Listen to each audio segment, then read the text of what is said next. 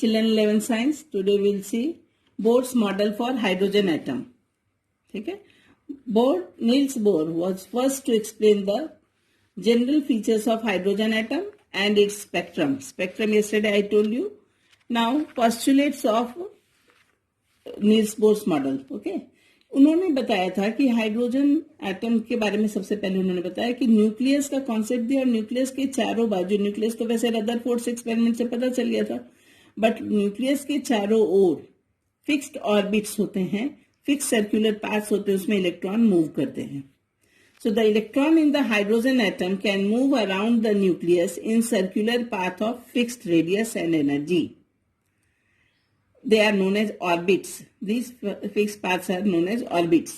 The orbits are arranged concentrically around the nucleus. यानी सबका जितने orbits हैं सबका center is nucleus. The energy of electron in orbit does not change with time. But when energy is absorbed, then electron moves from lower to higher stationary state. When energy is emitted or released, then electrons will move from higher to lower. The energy change, ये ध्यान में रखना कि ये हमेशा नहीं होता. The energy change does not take place in continuous manner.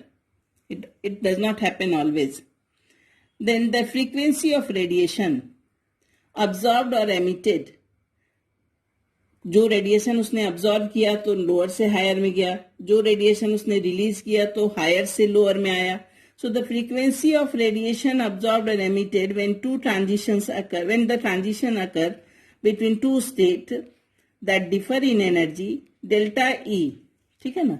So energy change, delta मतलब change. So energy is given by nu, frequency is given by, frequency is nu is equal to delta E upon H. What is delta E? E2 minus E1. Energy of higher state minus energy of lower state upon h. H क्या है? Planck's constant. ठीक है, delta E upon H.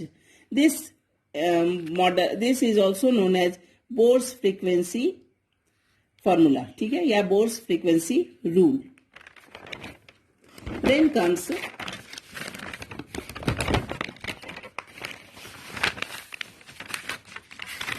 the angular momentum. तो angular momentum का formula होता है MVR. Okay. So the angular momentum of an electron in a given stationary state. तो MVR यहाँ E लिख दिया यानी इलेक्ट्रॉन का. So MVR is given by NH by 2 pi. What is N? N is the 1, 2, 3 and so on. And this is also known as quantum number. Thus according to Bohr's theory, यानी अगर n1 है तो n1 into H by 2 पाई, अगर n2 है तो 2 into H by 2 पाई, इसका ही multiple होता जाएगा h बाई 2 पाई का. Right. Principal according to Bohr's for hydrogen atom, principal quantum number. The stationary states for electron are numbered as n is equal to 1, 2, 3 और इसको कहते हैं, these integral numbers are known as principal quantum number.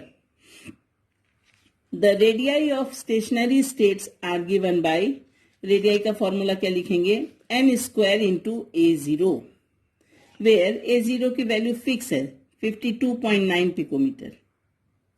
Okay. तो अगर first orbit में है तो radius of first orbit is 1 square into 52.9 यानी same. This is known as Bohr's radius. हाइड्रोजन के केस में तो एक ही फर्स्ट ही ऑर्बिट रहेगा, सिंगल इलेक्ट्रॉन है. If n will increase, then the value of r will increase. No need to explain. Then the energy of stationary orbit or state is given by energy is equal to minus RH. ये ध्यान से सुनना, minus RH into 1 upon n square. n is again same 1, 2, 3, 4.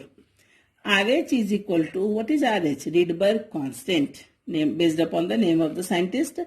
And its value is, याद रखना, ये value हमें अभी याद रखनी है, 2.18 into 10 raised to power minus 18 joule. So energy of lower state is E1. Okay. So energy of lower state is given by E1 minus 2.18 into 10 raised to power minus 18 into 1/n² यानी 1/1. So same रह जाएगा. It is same. It is joule. Energy of first orbit.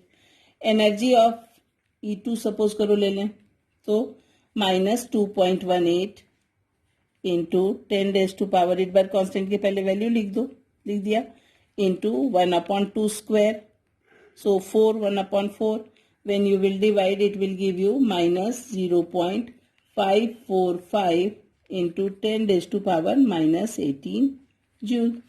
ठीक है. In this way the energy of different orbits can be taken out. Okay. Then comes E2 अभी हमने निकाल ही लिया है. Okay. Then comes Bohr's theory can also be applied to the ions. ठीक है. Ions क्या होते हैं मालूम है ना. Positive ion, negative ion. Okay. So which have one electron only like hydrogen atom. Hydrogen has already one atom. So अगर मैं हीलियम प्लस की बात करूं तो if helium has 2 electron, 1 electron it has lost, so it will be helium plus. Similarly lithium 2+. Lithium में total 3 electrons होते हैं, तो एक अगर वो लूज कर गया तो उसके ऊपर 2+ चार्ज आ गया. बेरिलियम 3+ ना. सो नहीं, मैंने गलत बोला. हीलियम में 2 इलेक्ट्रॉन, तो 1 लूज किया तो 1+ चार्ज. लिथियम के पास 3 इलेक्ट्रॉन्स हैं, तो 2 लूज करेगा तो ही 1 आएगा ना बेटा, है ना. लिथियम में 3 इलेक्ट्रॉन्स है, तो 2 इलेक्ट्रॉन अगर उसने लूज कर दिया तो उसके पास अभी चार्ज 2 किसी को दे दिया, यानी 2+ चार्ज आ गया. सिमिलरली बेरिलियम 4 इलेक्ट्रॉन होते हैं, 3 उसने किसी को दे दिया, तो उसके ऊपर 3+ चार्ज आ गया, and so on. So En is given by, इस आयंस के लिए कैसे देंगे, En is equal to same value Rydberg constant की value into Z² where what is Z याद आया, एटॉमिक नंबर दिखाई है मैंने, where Z is atomic number. Okay. So radii is given by 52.9 into इसका फॉर्मूला, एनर्जी का formula ये रहेगा, और रेडियाई निकालना हो तो 52.9 इंटू n²/z. यानी आयन के केस में Z हमें इंक्लूड करना है, where Z is known as atomic number. We have already read. Velocity of electron can also be calculated from the orbits. No more details are given, so we will not go for that. But velocity of electron can also be calculated. Now, explanation of line spectrum of hydrogen. ठीक है. So what it is said कि when energy is absorbed, तो ये lower stationary orbit से upper orbit में चला जाता है, and when energy is released, तो upper से lower में आ जाता है. So change in energy is given by delta E is equal to delta F minus EF minus EI. Okay. EF मतलब क्या हुआ, final orbit minus initial orbit, समझ में. So delta E is equal to EF का formula क्या लिखोगे, -RH है ना अपॉन NF², जो हमने भी पढ़ा था, -RH अपॉन NF² माइनस, दोनों एनर्जी को माइनस करेंगे, -RH अपॉन NI². ये माइनस माइनस प्लस बन जाएगा जब when we will open the bracket. So it will become RH upon initial orbit minus RH upon NF². ठीक है. So it will be given as RH common ले लेते हैं. सो RH common ले लिया तो बचा क्या हमारे पास, 1/NI² माइनस 1/NF².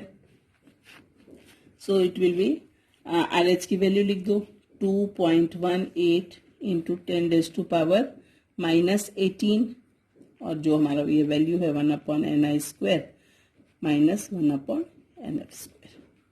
ठीक है. और फ्रीक्वेंसी कैसे निकालेंगे इसकी,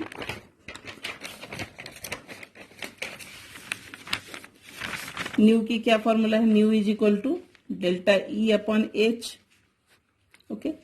सो डेल्टा E के बदले अब हम लोग लिख सकते हैं RH कॉमन ले लिया था हमने, upon H 1/NI² minus 1/NF².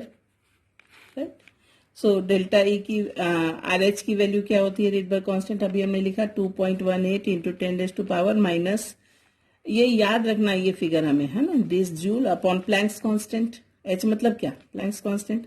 सो 6.626 इंटू 10⁻⁻34 जूल सेकेंड. ये जूल सेकेंड होता है, ये this is joule into 1/ ni square minus 1 upon nf square. So when you will, here I am not dividing, when you will divide with calculator, it will be 3.29 into 10 raised to power 15, ठीक है, into 1 upon n I square minus, ये लिख दिया. अब in terms of wave number क्या होता है बेटा? वेव नंबर क्या बताया था आपको? 1 अपॉन लेमडा, है ना, 1 upon wavelength. So what we will do in case of wave number is denoted by nu bar means 1 upon lambda. और लेमडा का फॉर्मूला क्या होता था? c बाई न्यू, तो न्यू बाई सी ये बन जाएगा. So nu by c. समझ में आया सबको? सो इज इक्वल टू लिखेंगे R H upon h c, क्योंकि न्यू का क्या मतलब है? आर एच अपॉन एच, तो are H upon H new के बदले लिख दिया, और सी तो पहले से ही है.